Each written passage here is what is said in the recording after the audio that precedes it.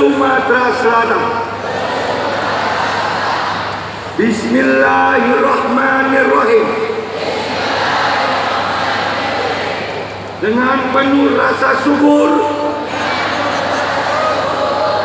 dan mengharapkan rahmat Allah Subhanahu wa Ta'ala, jaringan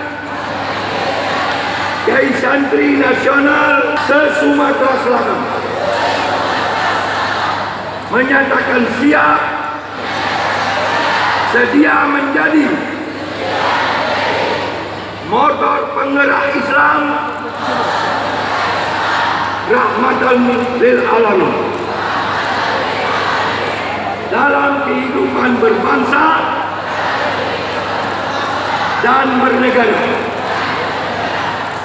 Kami jaringan santri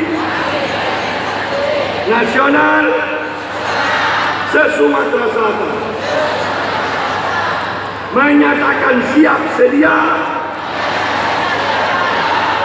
menjadi garda terdepan dalam menjaga Pancasila dan Negara Kesatuan Republik Indonesia.